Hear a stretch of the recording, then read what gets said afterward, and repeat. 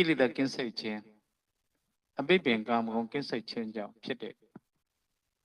ဝိတ္တကိုလည်းပွားတယ်ဝိစာရကိုလည်းပွားတယ်ဒါကြောင့်မလို့လေဝမ်းမြောက်ခြင်းပိဋိရတယ်နှစ်သိခြင်းပိဋိရတယ်ကိုယ်ကာယမှာပေါ်ပွားတဲ့ချမ်းသာဒုက္ခကိုလည်းရတယ်ဤသို့အားဖြင့်ငါဖျားရှင်ပရမဇန်ကိုဝင်စားတယ်တဖန်ဝိတ္တဝိစာရကိုကင်းဖြောက်ပြီးတော့လေပိဋိဒုက္ခနဲ့ပြည့်စုံတဲ့ဒုတိယဇန်ကိုဝင်စားတယ်ဝင်လေကိုအငိုင်အတွေ့ကင်းပြီးတော့စင်ကြယ်စွာဒါဝင်လေတို့စိတ်သက်ဝင်ပြီးသိတယ်ဆိုလို့ရှိရင်ဝိတ္တအဲ့ဒီဝင်လေဟာထွက်လေဟာရောရှင်းနေသလားဝိသိကိစ္စဖြစ်နေသလားအတွေးတွေနဲ့ရောနေသလားဆိုတော့စမ်းစစ်ပေးဖို့မလိုဘူးလားအဲ့ဒါလို့စမ်းစစ်တာဝိစာရလို့ခေါ်တယ်စမ်းစစ်တာဟာအဲ့ဒါတွေကိုပယ်ဖြောက်ဖို့စမ်းစစ်တာတတိပ္ပံအာယုံဒီကာယ ानु ပဒနာကိုအထုတ်လိုက်တယ်ဆိုလို့ရှိရင်ဝင်လေထွက်လေကိုမှတ်သားတဲ့ဝိတ္တခုနကသုံးသပ်ဆင်ခြင်တဲ့ဝိစာရအဲ့ဒီတစ်ခုပေါင်းစပ်ပြီးတော့ခံစားချက်လည်းပါမယ်လက်ဆွဲလက်ကင်လည်းရမယ်ဆိုရင်အဲ့ဒီပုံမှာအထုတ်လို့သိကောင်းသွားတယ်အထုတ်ကတော့ဝမ်းမြောက်လာတယ်ဆိုရင်တော့ပီတိကိုယ်ကလည်းအထိပန်းခံပြီးတော့ဘလောက်ပဲအထုတ်ထိပန်းမှုမရှိဘူးဆိုလို့ရှိရင်ဒုက္ခချုပ်ပြီးမှပြောမယ်ဆိုလို့ရှိရင်စိတ်နဲ့ခံစားရတာက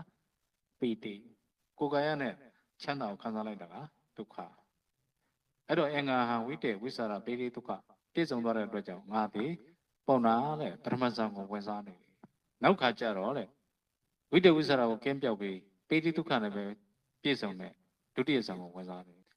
ပီတိပယ်ဖြောက်ပြီးဒုက္ခတက်တက်နဲ့ခံစားတဲ့တတိယဇန်ကိုဝင်စားတယ်ချမ်းသာဆင်းရဲကင်းပြီးတော့ဝမ်းမြောက်ခြင်းဝမ်းနည်းခြင်းလည်းကင်းပြီးတော့လိလိရှုခြင်းနဲ့ပြည့်စုံတဲ့တတိရှိပြီးဖြူစင်တဲ့စိတ်ဆိုတဲ့သရုဒ္ဓဇန်ကိုဝင်စားတယ်ဘုံပုံနာတဲ့ငါအဲ့ဒါလိုနေရင်းနဲ့တွားခြင်းရက်ခြင်းထိုင်ခြင်းလျှောင်းခြင်းကိုပြုတယ်ဒီနေရာမှာဝင်စားပြီဆိုတဲ့အခါကျတော့ဒီဝိတ္တဝိစာရပိဋိဒုက္ခနဲ့ပြည့်စုံတဲ့ပရမဇန်နဲ့ပဲလေရှောက်ခြင်းလည်းရှောက်ထိုင်ခြင်းလည်းထိုင်နော်ရက်ခြင်းလည်းရက်လျှောင်းခြင်းလည်းလျှောင်းအဲ့ဒါလိုမျိုးငါဟာနေထိုင်ရတယ်အဲ့ဒါလိုနေထိုင်ခြင်းဟာနတ်တို့ရဲ့မြင့်မြတ်သောအိစ္ဆတရားနေရာဌာနဖြစ်တယ်ဒီဌာနကိုတဲ့ငါဟာစိတ်အလိုရှိတိုင်းပရမဇန်ဒုတိယဇန်တတိယဇန်သရုပ်တံချမ်းသာနဲ့နေတဲ့အတွက်ကြောင့်နတ်တို့ရဲ့မြင့်မြတ်သောအိစ္ဆရာနေရာကိုငါဟာအလိုရှိတိုင်းခံစားရတဲ့ပုံနာဒါဆိုလို့ရှိရင်သူမေးတဲ့ပထမဆုံးမေးခွန်းကိုဖြေလိုက်ပြီဖြေလိုက်တဲ့အခါကျတော့အတွေးတွေကင်းရမယ်ဥဒိစ္စ